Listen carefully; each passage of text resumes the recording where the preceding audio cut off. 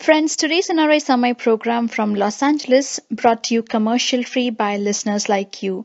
Your generous donations make possible for us to stay commercial free, and today's show is pre-recorded. If you have a question for the guest, please send an email to nrisummer@gmail.com. We will follow up with the guest and find the answer for you. Thank you for your support. Friends, welcome back to NRI Samay. This is your host for today's show, Sri Hari Atluri. Today we have Keerthana with us.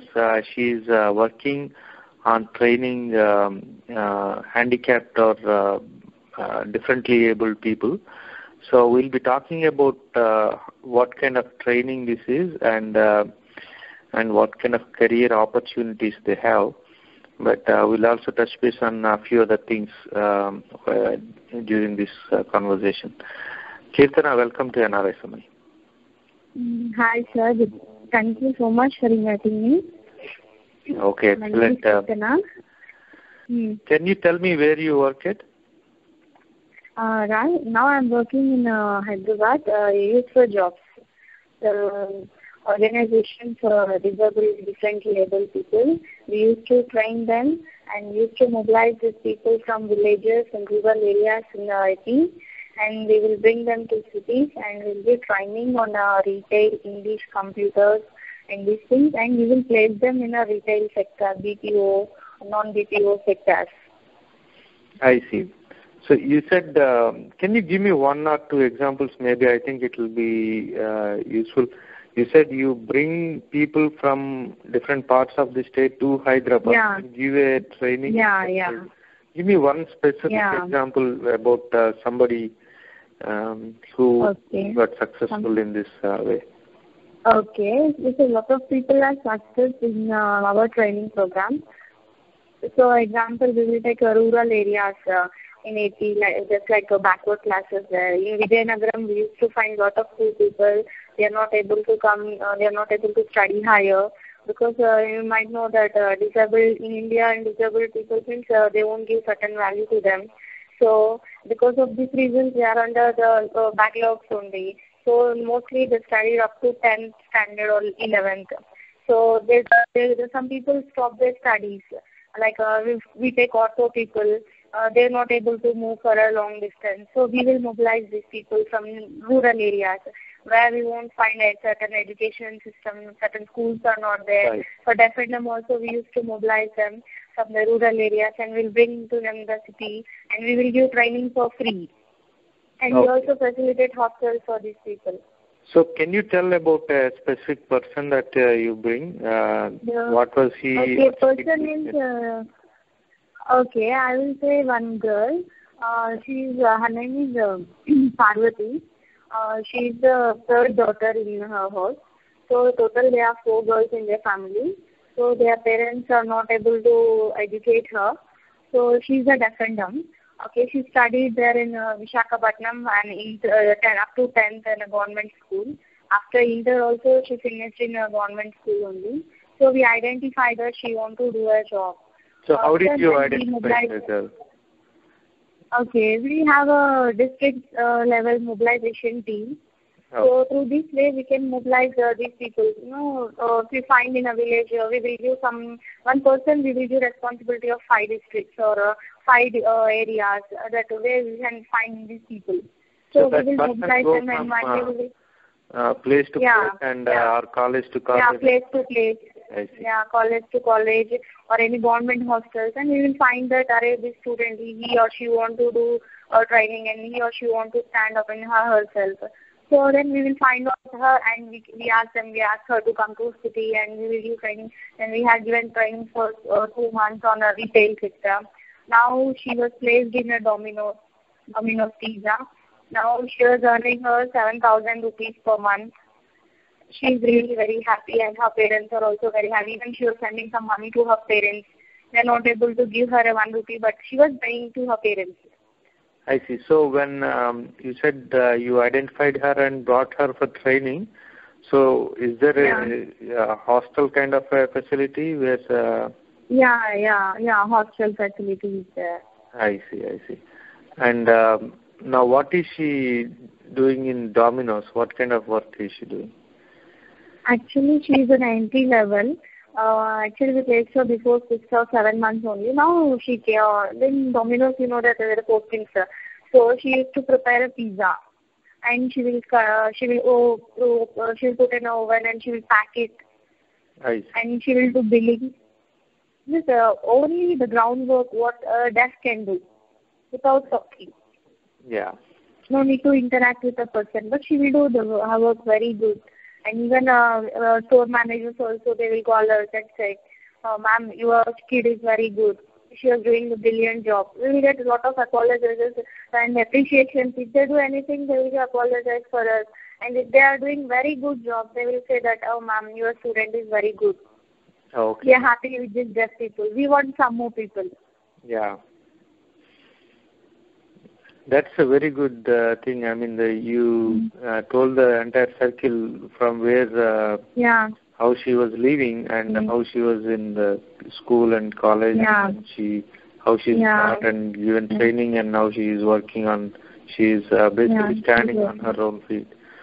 And, on her own only. Then she was sending money to their family. Yeah. It's a very good part, and that their parents are feeling very happy. But because they are feeling that she has some four sisters around her family, no male boy in her family. So 4 are girls. They used to think that her younger sister, she was not studying. She studied up to 7th or 8th. She left her studying and she is going for field work, crop work. She used to do field work. But she is the second lady in her family. She was studying and she was doing job. I see. Yeah, that's a very positive thing. But I also wanted to ask you maybe a little more personal questions. How did you enter into this particular job? Is there some personal connection, or is it just another career for you? No, it's really personal to me, and because my parents, my mom and both are deaf, and they are also deaf, and they struggled a lot in the society that they don't know how to communicate with the normal people. But finally, they are lucky. They got employed under the government sector, the both are. So my father he did his ITI in welding. So he was doing a central government job in a DRDL. So my mom, she studied up to 7th. Still, luckily she got a government job. That she used to work in a hospital as an attender. I see. So I was personally linked with these people that I want to do something for these people because my parents both are deaf. So I want to do something for these people. So when I was in childhood only, I used to see their problems, how they will feel about the normal people. What are the problems, and everything I used to know, everything I know about how they feel, what's their mentality, what they are expecting from the other people, what they are expecting from the government, what they are expecting, everything. So I was very interested in doing these things. So even I want to do a sign language diploma, then I joined in a diploma. Then I did my diploma in a part-time, and I got certified as a A-level trainer. So I'm very happy to say this. I see. That's very nice. But so your mom and dad both were both deaf and dumb, or only deaf? No, both are deaf. They can't speak and they can't hear. Oh, okay. But then how did they interact with you in the childhood? That's a very interesting thing in my life. That when I was childhood, I don't know, but I know that they don't know, they can't speak. Then I used to feel and see my neighbors and these things. Why my parents are not able to talk? Then I never feel that they are like this or they are not like that. But communication wise means when I was child, I don't know how I communicated with them. But I used to ask simple signs that I need water, I need food or something little signs. And then it goes on like that only. It's a mother tongue, just like we don't know. Nobody teaches our mother language to us, the childhood only. So I was in a deaf environment. I was in a deaf family. So automatically it came to me. Even my father worried about me that we both are deaf. We don't know how to make her to talk. Then how it is possible? Then he got an idea that with their little money only they buy a television for me. And they will put the television and they used to put a full volume for me. And they used to ask me to see the television and see the conversations and come on speaker. Like that only. After 3 years only I opened my mouth. My mom still says me that, Are you didn't open your mouth. That's why we purchased this television from the market and we will put a full volumes of sounds. And then only when you came to listen these words and vocabularies, they used to send me for neighbor houses or the relative homes. This way I learned these languages. And the deaf sign language means by birth only it came. How it came, I don't know, but I on enrollment, it came like that only. Friends, NRI Samay is a non-profit independent alternate media from Los Angeles, USA, which brings positive stories from grassroots activists from all corners of India and across the world. If you have any interesting episode you would like NRI Samay to cover, we will be happy to do so. NRI Samay would also like to encourage amateur journalists who have a flair for highlighting current events. You can be part of our citizen journalist team. You could cover an important event, interview victims of an atrocity, or document an inspirational story. The idea is to have a mix of experience throughout all parts of the world, preferably supported by an audio or a video clip of your story to be aired, which will be the curtain raiser. You can also submit your opinion articles on important topics to NRI Samay. We will be happy to put it on nrisamay.com in the opinion section. All your work will be credited only to you. And if you're interested, please send an email to nrisamay@gmail.com. I see. But there is a possibility that if both mom and dad are deaf and they cannot speak, then the child also might develop that he or she. Yeah, that's a wrong belief. Completely a wrong belief. I see. So they'll automatically. Why? Because they will automatically learn. But I'm not a first kid. There's so many kids are there like me. But I'm the elder to them, maybe elder. But so many deaf kids are there. Both the parents are deaf and the kids are normal. They can able to speak. Then that's not an issue. But it is related to just a hormonal or a genetic problem. That's only. But no, it's a wrong belief almost, I will say. I see. That's good. And how did your mom and dad meet? Was it like my mom? Yeah. Okay. Actually, my father and my mother both are studied at the same place. There's a famous school in Hyderabad, but it's a Malakpet that school. So at the school only my mom and my dad met there. And there is, my father is a 4 years senior to my mom. But when they are childhood only, they have great connection with the both they are having. And after that, my father finished his 10th and my mom finished her 10th. But obviously she failed in her 10th. Then they certified as a 7th. But my father did ITI. At that time only they both used to meet. And they decided that if we marry a normal girl, we don't know how to communicate with these people. That's why no wrong in it that we both is married. And then they asked their parents, they agreed. And they're ready to marry the both deaf people. So they got married. And when full time only they met both each other. I see. That's very good. And you said you have a very good relationship with your parents, obviously, but it also means that you learn about people who has disabilities, right? And you said you understand their problems. Can you give a couple of examples of problems which are not very obvious for other people? What are the things that others don't understand about the challenges of the challenges, definitely. Challenges means first challenge is education wise. So my father used to say me that we don't have a better education system in our school. There's just a government school. They offered a free school and they offered a free hostel for us. So our parents dumped me there. So we have a very bad schooling time because the teachers, they don't know the perfect sign language. They used to say by physiotherapy or something, but they don't understand these things. So their education levels are very weak. And he used to say me that how to communicate with other people. So now the world is changing. So they know, deaf, they can't able to. When it comes to 90s and 94s, they don't know how to communicate with their deaf. While he was asking something, they used to laugh at him or her. They are signing, see their expression, see these things, they are doing like this, they are doing like that. These things. And if they went for a market, these things, they used to have a different problem they are facing with the problem, people. They don't know how to communicate with these people. These people don't know how to communicate with that people. So through this way, they have very problems.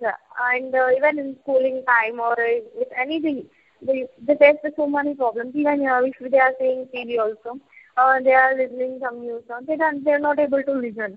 So the news leader keep on saying the news and they don't know what's going. So even sometimes what will happen, two people are signing means other normal people used to comment on these people.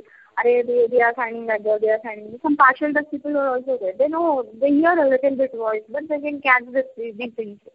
Then these are the problems. There's a lot of problems are there in education-wise or right to information. They don't know what the information is on. They will ask, what is this news video reading something? What happening there? They say, okay, read the scroll on these things. But they are not having a certain education. How can they read these things? Yeah. So these are some of the things that you noticed. Yeah, I noticed. Yeah. So these are the things. Even sometimes, but I don't really want to say this.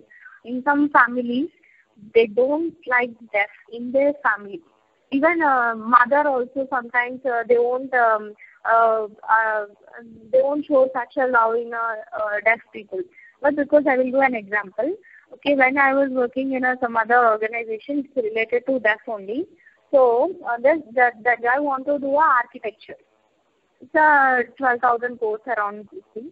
But their father and mother both are came, and they are asking me that why should I have to spend 12,000 rupees on my deaf son?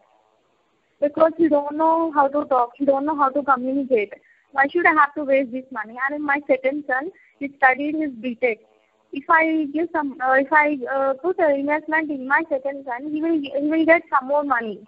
How can this deaf guy get? Like this, in a family only, in the brothers and sisters only, they won't give much support to these deaf people. Even in my family only, my mother is the sixth one.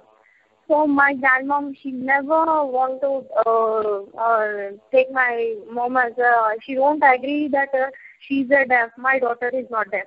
She won't digest the thing that my daughter is a deaf. So when she was 4 years, 5 years only, she came to Malakpet and my grandmom joined in a Malakpet school. She never ever came back to Malakpet. First thing, my mom studied her 10th.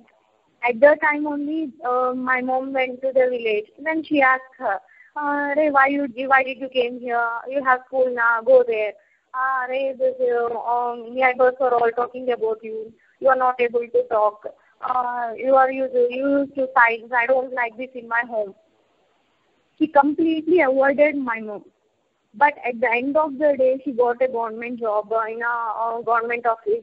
Then they realized that they have something in their this thing. And finally they came back to us. Then my mom said, I'm a deaf, so I'm not able to do anything. Then why should you came back? But it's a really very big change from even my father's side also. My father is the first deaf person in my family.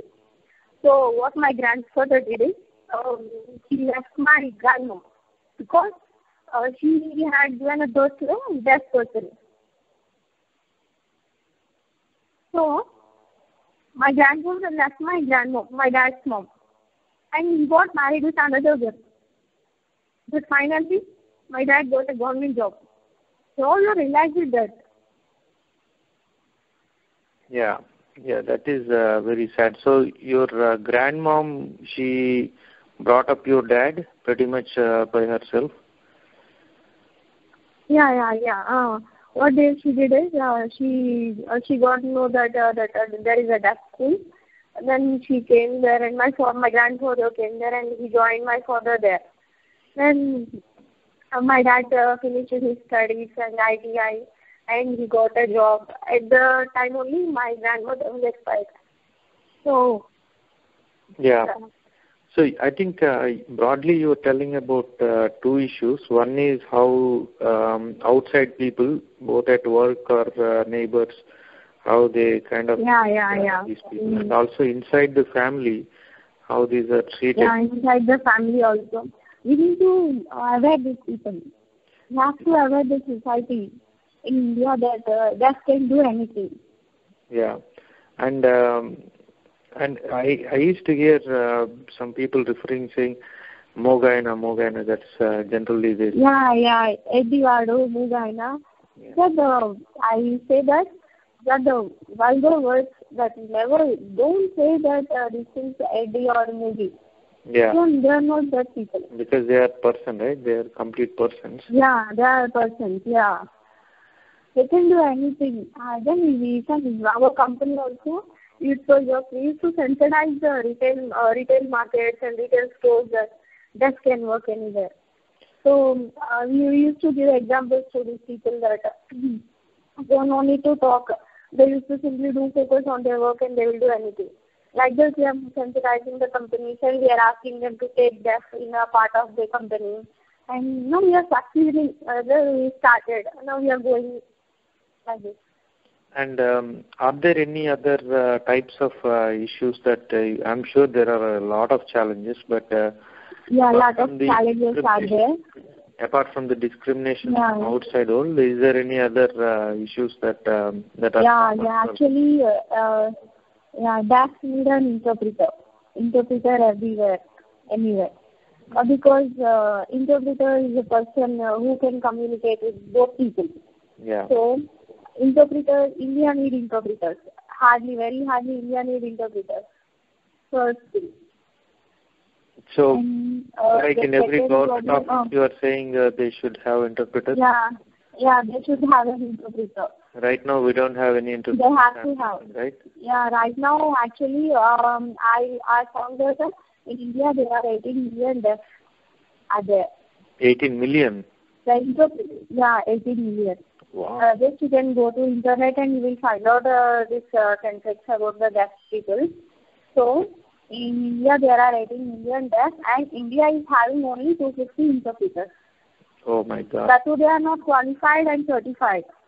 Yeah. They know, like me, parents who are having a family member, like father, somewhere you find father is deaf and mother is normal. At that time, they have a little bit connection with the fathers, they know a little bit sign language, they will move on like that. So, it's 250 are the interpreters, but I don't know who are certified or not. Yeah. I went for an institute that it's a government institute. I asked them to give me a certificate. They said no. If you are qualified sign language, this one also, you don't. You have to come and attend the training part. Then I said okay, I will attend this. And then I was certified as a level. But so many want to do these things, but there are no good opportunities in the market. So if we do special beard and they got a government job, but there is no use now. Yeah, but I guess you're quite satisfied with the kind of job, right? Because you get to interact with other disabled persons. I guess I can see the passion that you have for your work. Yeah. And even though I used to teach for auto also. Orthopedically challenged and deaf and dumb. Mostly I used to focus on these two disabilities. I see. Now I'm going for blind also. Just I'm learning these things, new things about the blind, and just I was passionate to work with disabled people. And do you have any other things that you want to accomplish in future? In future means just I want to make that the Indian education system has to change. Because if you see the other countries, how the education system is, there is separate university for that. Yeah. Yeah. Like in India also. Are you planning any other projects or anything like that? Yeah, I might have projects. That's what my project is. I told this frankly, I'm speaking that I found that I went to one school in Meera. So I found that there are 35 staff are there. Around 600 kids are there. Then I found, when I came to that school and I saw the whole environment, nobody, just in 100%, only 42% teachers know the sign language. They used to depend on their mouth. They used to do teacher therapy, these things. Then I asked one kid, "Arey, do you know what your teacher is teaching?" Who knows? "Arey, we just came here. They are providing me the food. I came here. Just I want to finish my teaching. Oh, I don't know what they are saying. We just do butty. They just by heart from the book. That's not the correct education system. So I want to change the way of teaching. How to teach for a deaf. How to teach. Just I want to increase. I know a lot of science. Even we went for a seminar in some college. So there are the very experienced lecturers are there. They used to teach accounts and tally. Well, while I was interpreting, they are quietly seeing me and they are asking. After finishing the seminar, they called me personally and I went, "What, ma'am, what's your problem?" They said, "May I know your name?" I said, "I'm Keerthana." I mean, "Ma'am, really I want to take a training from you, but because really I don't know the science, what you signed in the seminar, really I don't know about this." And I asked her, "What you will teach?" "I teach tally." I mean, you don't know science, and how can you are teaching tally? How you are teaching accounts? These are the typical subjects in a BCom. How you are teaching? Then she said, "Okay, ma'am, we used to push these things. We used to push." But she was not saying we never completed these things. Yeah. Then I found that in a private college also they are not able to teach. Then why they are running this? Yeah. So I guess yeah. We're kind of at the end of the interview. Is there any message you want to tell people who are listening to the show, because you have so much experience dealing with the handicapped folks? Is there any message like you are saying? The message means I just want to give a better life for deaf in India, just who are struggling with their education and these things. If they want to do any social service for these people, just like I have a dream project in my mind to go to every school and we have to train the teachers about the sign language. We have to do some new science to them and make them to teach perfect for deaf. So this is my project in my mind that I'm having. And even though I want a request that if it is possible, I want to take this news. This is very important. They have a right to know.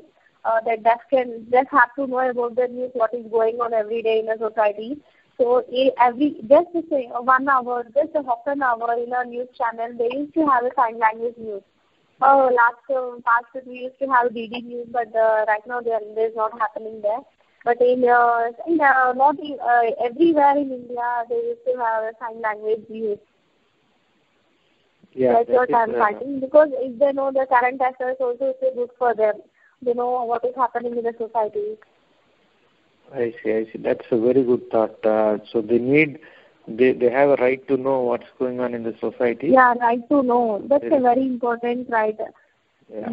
So there is a responsibility on the both private and government news channels. Yeah. They at least half an hour or 1 hour per day. They have 24 minutes and they get half an hour, right?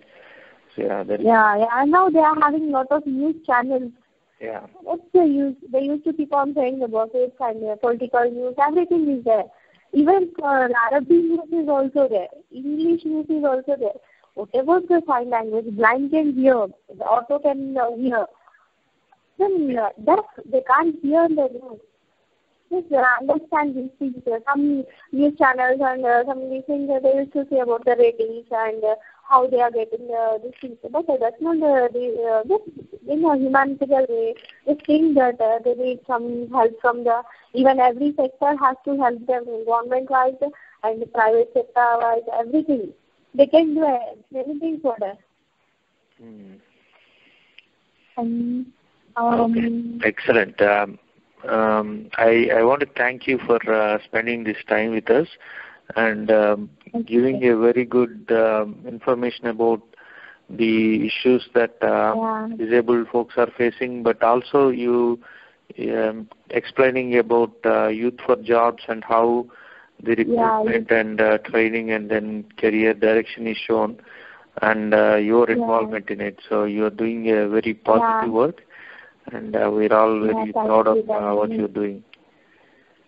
Thank you, sir. Thank you. Just I'm doing the 1%. If people like me to join me, we can do a lot of things. Absolutely. Yes, I'm only the 1%. I'm doing it a passion. If I will come in, it's very good for me also. Absolutely. Thank you very much, Keerthana. Thank you, sir. Thank you so much for this nice opportunity. And thank you, sir, very much for taking me about the information, what you want to get from me. And that's a very good opportunity for me. And I'm really thankful to you that for giving me such a beautiful opportunity. I never think that I will get this opportunity in my life. Okay, the pleasure is all ours, and the work you are doing is incredible. That's all I can say. Thank you. Thank you, sir. Thank you so much. Friends, NRI Samay is a non-profit independent alternate media from Los Angeles, USA, which brings positive stories from grassroots activists from all corners of India and across the world. NRI Samay does not rely on corporate funding, and our shows are commercial free. We only rely on your donations. Corporate funded media is driven by the TRP rating, and profits are blurring the distinction between news and entertainment. Why do our news channels talk so much about cricket, movies, accidents, popular figures' personal lives, babies of heroines, gossips, etc., while they should be covering the struggles of people, inequality in our society, rural issues, and border security issues? Why did our media raise some corruption crusaders to the sky on one day and shut them off completely when graft charges were raised on those corporate sponsors? Media relies so much on the corporate funding and government blessings that they cannot report independently. NRI Samay is different. We don't accept funds from any corporations, and hence our shows are commercial free. We completely rely on donations from you. Please consider donating to NRI Samay, and please go to nrisamay.com and donate generously.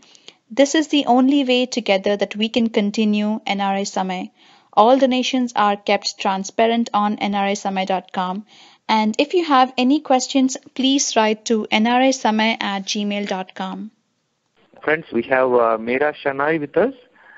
She is the founder of Youth4Jobs. Meera ji, welcome to NRI Samay. Thank you, Srihari. Meera ji, to begin with, could you please tell us what your organization does? What's the mission? The mission is to help companies build an inclusive workforce, which means to identify, train, and place youth with disabilities, girls, and Dalits into quality organized sector jobs. This journey we started first with youth who are disabled. I see. So your focus area is to train the disabled people, and then you want to place them in organizations, right? Is it? Absolutely. I see. Great. So could you tell how it works? What is the model? How do you recruit these people, and then how do you train? What kind of training you provide? First of all, Srihari, we chose this area because India has something like 17 million disabled, out of which only 0.01% are placed currently into organized sector jobs. So we felt there's a tremendous scope for this kind of work. Secondly, there were hardly any organizations who were working in this area of training youth in a market-linked fashion. Most of the organizations which were there, the NGOs, were doing very good work in rehabilitation. Some of them were doing some kind of very long duration trainings, but they had no understanding of the market. So we thought this was a really good niche area for us to work in and make impact. So that is how we started this first area. It started 2.5 years back. The work is extremely challenging because of the kind of work we do. We believe that we should work with rural and underprivileged youth. So if the youth are because 70% of India lies in its villages, and if you work with rural, it's a little easier to work with the urban, who are at a slightly higher level than the rural, because the rural are so disconnected from the markets. So there is this whole process of the question you asked of how do you get the supply, how do you match the supply and demand, the supply of youth coming in from the rural areas and the demand of getting the companies to absorb them.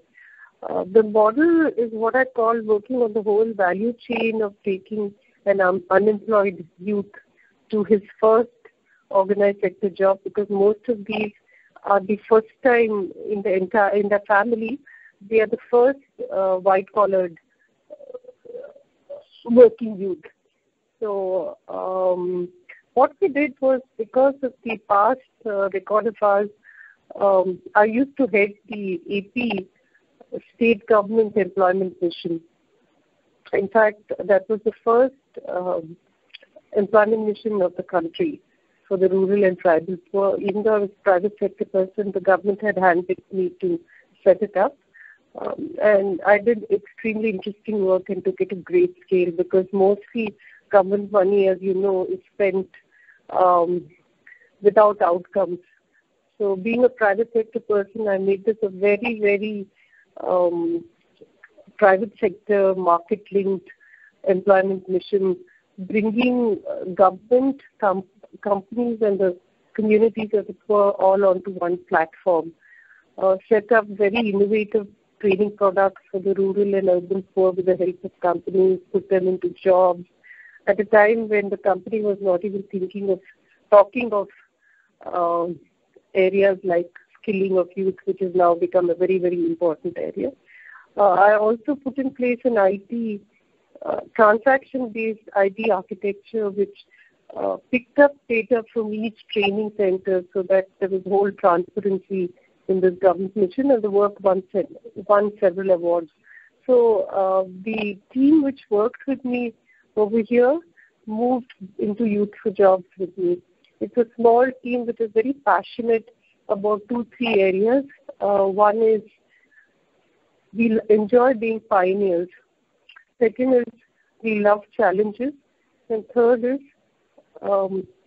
we pick on areas which are high impact. So we understood the field of skilling, but we had worked with hardly any disabled youth. We had worked with the non-disabled, rural and tribal youth. So what we needed to understand were what were the additional gaps for the disabled. However, there were several challenges.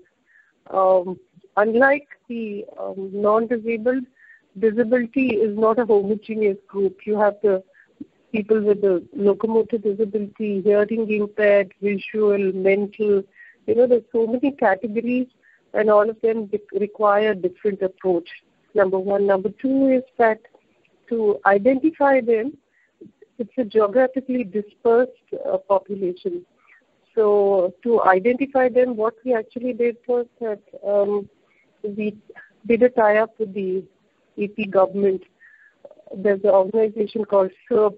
It's a society which is a large poverty elevation project, and they have missionary at the grassroots levels. So we appointed community mobilizers who were disabled youth themselves, since they know where the other disabled youth are there. And we trained them, gave them a kit to motivate other youth to come into the training centers. There was a tremendous sense of disbelief when we started the work, because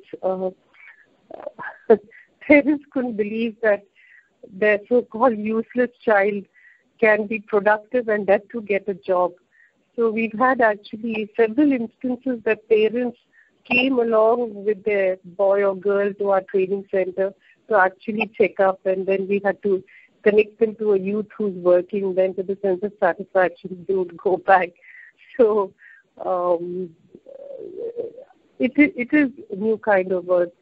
Then the training itself, what we do is we give them English, soft skills, life skills, and depending on where the market is and where the jobs are, it's basically 3 to 4 sectors which we work in: retail, IT and ITES,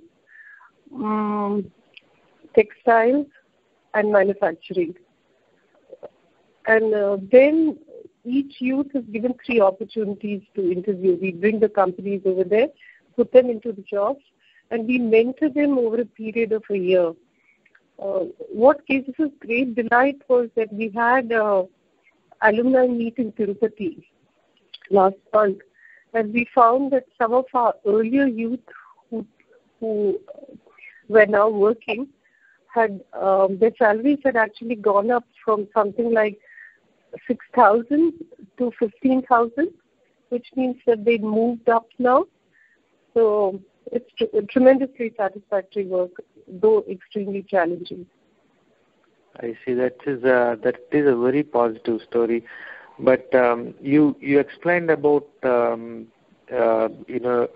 this specific market is underserved, and how many people are there, and what are their needs, and how it's a niche market.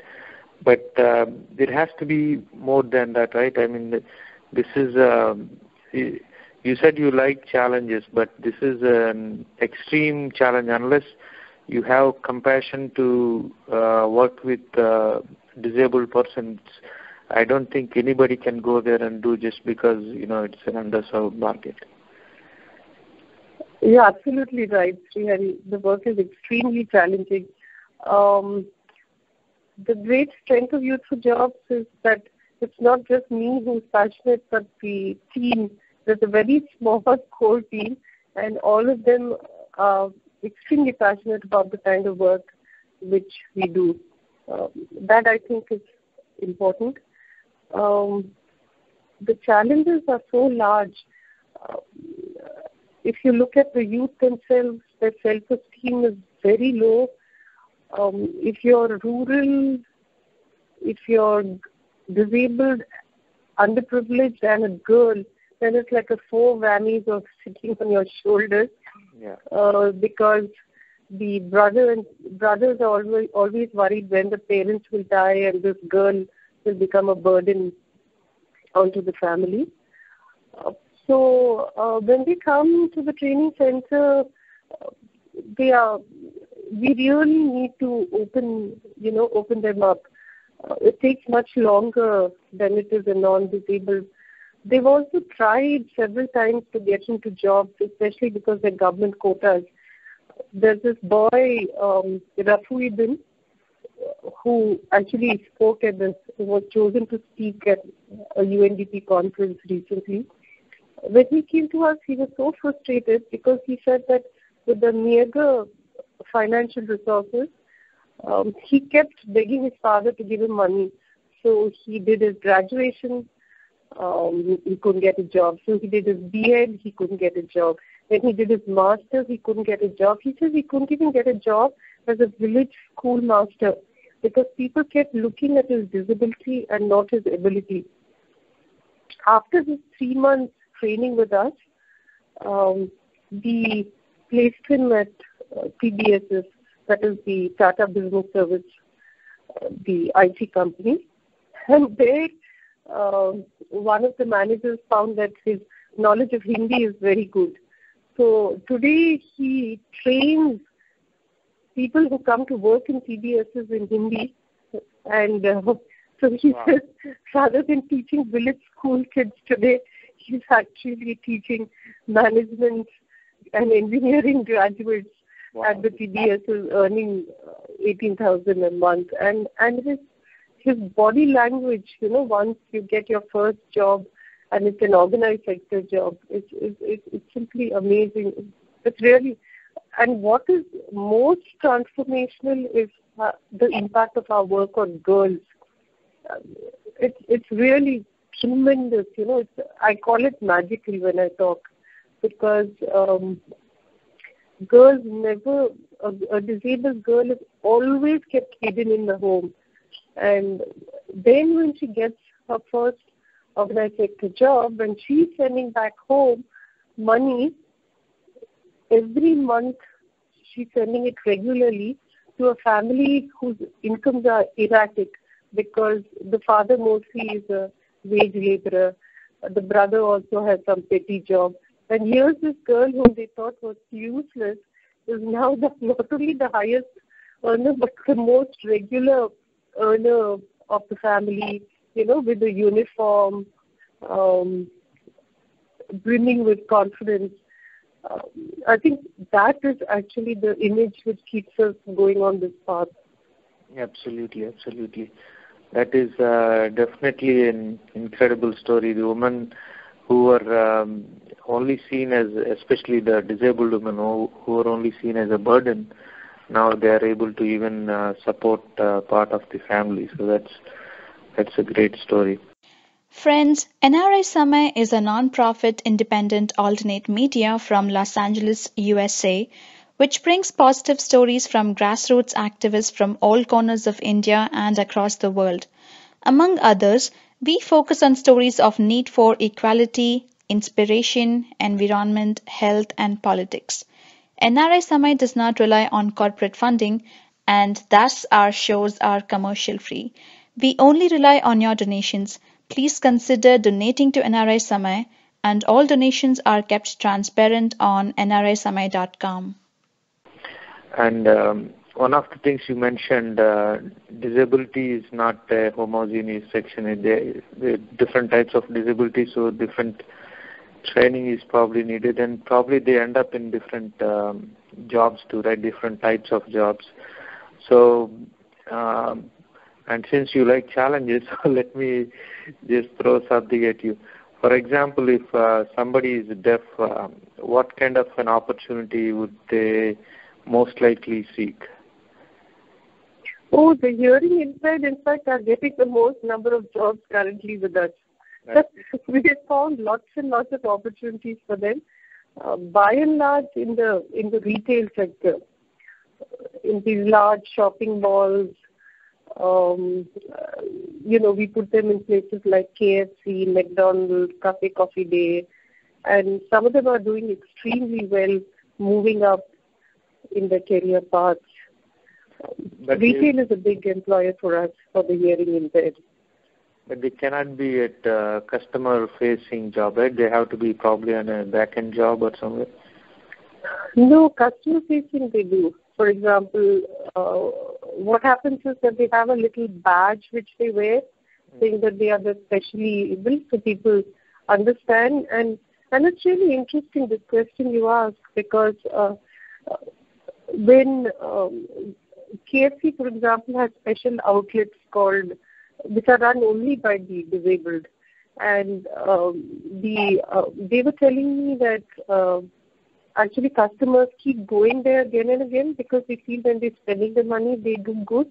Likewise, British BP, they have special petrol bunks. In fact, most of the petrol bunks are manned by the hearing impaired. And there's a customer interface there. But people know that, they don't speak. So there may be one more there who interfaces, or they have a little book where they say write. So you're right. So customer interface does happen. And I think people are willing to, go the last mile to try and accommodate this because they feel good too.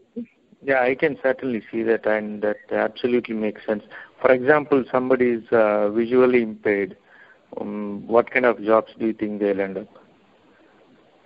See, visually impaired, our experience has been that many of them don't want to work. They want to actually, when I say don't want to work, they don't want to take these entry-level jobs.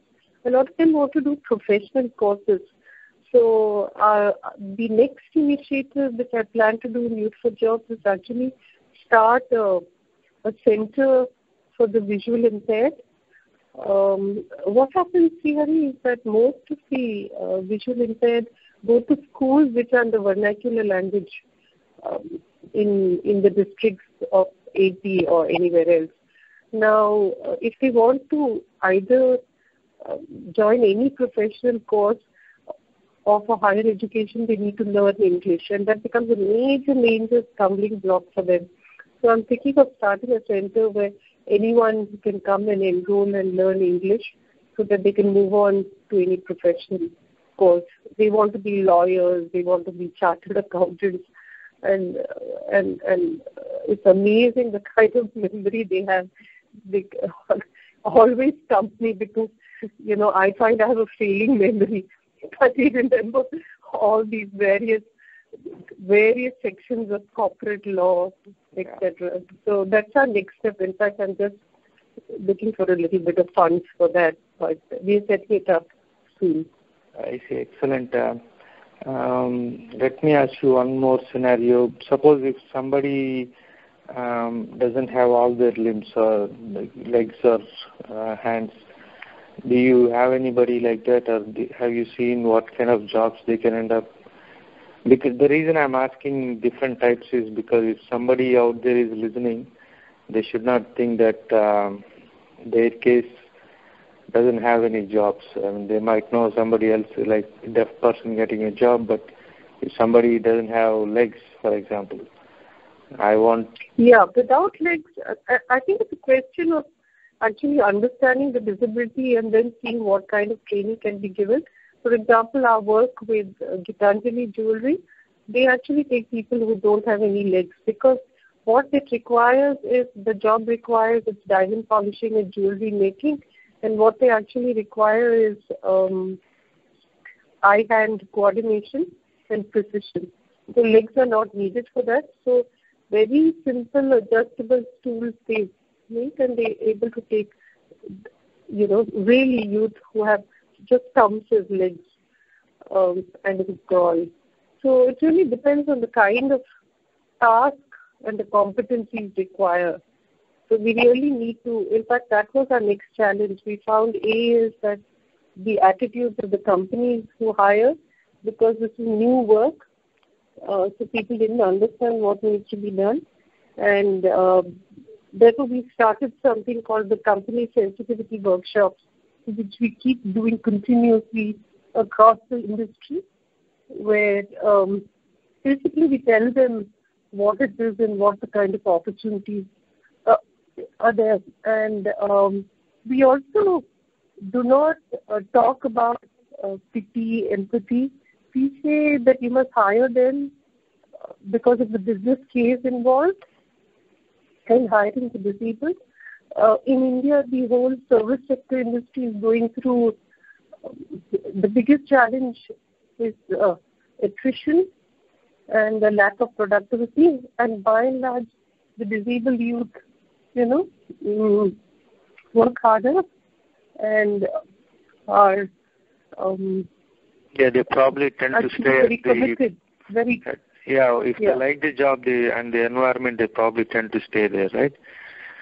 That's right. They're very committed to their work.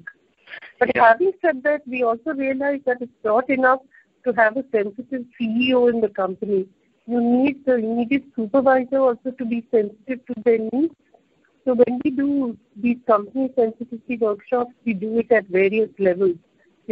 One could be the top management, and then the second is also the rung who's immediately working with the youth, because that's also extremely important.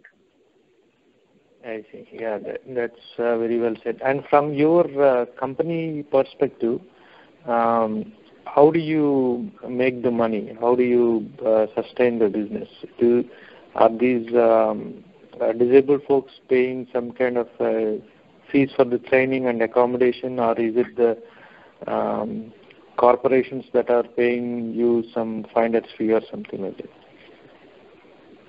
We do not take money from the youth, because the youth come from extremely underprivileged families, and the families definitely wouldn't pay. We haven't begun taking from companies because the work is new. 90% of our employers are first-time recruiters of the disabled. So they don't understand disability, and it's a process where we are orienting them to the cause of disability. So until they experience it, you can't sell it. The proof of the pudding is in the eating. So right now we don't take from both these sources. So sustainability is the question. Therefore, most of our work is done by grants, either from high net worth individuals or the foundation or government. Okay, great. Meera ji, I just wanted to ask if folks are listening to this call and they are motivated, they could be probably in a different country or different area where they are not directly connected to your organization. Is there anything they can do to help, maybe directly or indirectly, to the disabled folks, or especially in this area that you have picked up? Srihari, in this area, there's no one who cannot not contribute, the way I put it, because the challenges are so many, the work is so vast. So I think everyone is talented, everyone wants to do good. So it's just a question of, them saying what they want to do and working together to see how you can together make bigger impact. And no contribution is small in the field of disability, because every drop makes the ocean. Absolutely, that makes perfect sense. And is there anything else that I haven't asked and you want to add before we end this conversation? I think your radio channel is an interesting one. We really never spoken about our work to the non-resident Indians. I think it'd be really nice to, for the non-resident Indians who are doing good, who want to do good, to connect us and actually see how together we can make a larger impact in India or South Asia, because we started working recently. We did a consultancy across South Asia, Bangladesh, Sri Lanka, where the governments have showed a lot of interest. But by and large, our focus is India, because India itself has so much to do. So some kind of connectedness can be set up to work on disability and see how we can make greater impact by the use of technology, by the use of technical resources, financial resources. And I always say finance alone is not the answer. Today, for example, we have 2 people who are volunteering with us who are very senior people. So there are different ways of working, and my hope is that at some point of time, this kind of connectedness can be built up so that we can have a better tomorrow. Yeah, absolutely. Actually, I had a lot of initiatives where they do it out of charity, but this is, you open doors for a brand new area, as far as my knowledge is concerned. And there is an incredible potential. I think this is, workforce is one issue. And second thing is, as you mentioned, attrition is high and the skill level is low, but you certainly opened doors for a new world for both for the companies who are looking for talent and also uh, this this you said 70 lakhs, right? Is it or even more? That's right. We have the largest number of visual impaired in the world. We have the largest number of hearing impaired in the world. Just the size of our population makes us have the largest number of, any kind of problem. Yeah, absolutely. And this actually gives dignity for them and proper life, both in terms of economically and also socially. If they are standing on their own. Yeah. What I say always, Srihari, is that one organized sector job to one youth in a family takes a family out of poverty in a sustained manner. In my decade experience, every family which I touch, if I give one youth a job, the family comes out of poverty. Yeah, that's a very good thought, and I completely agree with that. And with that, Meera ji, thank you very much, not only for spending time with us, but the incredible work you are doing. You are changing a lot of lives, and we really want to thank you for that. Thank you, Srihari. Thank you. Have a good day. Friends, if you liked today's show, please go to youtube.com/NRI Samay and click on the subscribe button. You will get notified every time we publish a new show. And you can also like us on our social media sites like Facebook, Twitter, and Google.